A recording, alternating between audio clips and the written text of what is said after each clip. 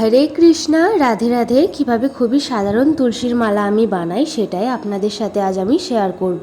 তো তুলসীর মালা বানানোর জন্য প্রয়োজন সুতো, কাঁচি আর তুলসী পত্র। তুলসী পত্রের একটু ডাঁট থাকা প্রয়োজন। তারপর এই যেভাবে আমি করছি, সুতোর ওপর তুলসী পত্র রেখে সুতোটাকে হাতের মাধ্যমে ঘুরিয়ে বাকি সুতোটা তার মধ্য থেকে বার করে নিতে হবে। তারপরে দেখুন সুতোটাকে টেনে নিতেই কিভাবে তুলসী পত্রটা আটকে গেল। আর তুলসীর মালার জন্য কিভাবে তুলসী পত্র তুলতে হবে সেটা আপনারা দেখতে পাচ্ছেন। অন্তত 2-3টে পাতা আর একটু ডাব বেরিয়ে থাকবে সেইভাবে তুলসী পত্র তুলতে হবে।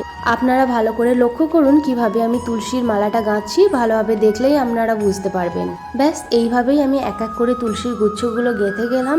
আর তারপরে দেখুন কি সুন্দর হয়ে এসেছে। আর এভাবে যেহেতু বেঁধে বেঁধে যেতে হয়, দড়িটা আপনারা একটু বেশি বড় রাখবেন। সুন্দরভাবে হয়ে গেছে আমার তুলসীর মালা। ভিডিওটা ভালো লাগলে লাইক, কমেন্ট, শেয়ার আর চ্যানেলটিকে সাবস্ক্রাইব করতে ভুলবেন না। রাধে রাধে, হরে কৃষ্ণা, হরি বল।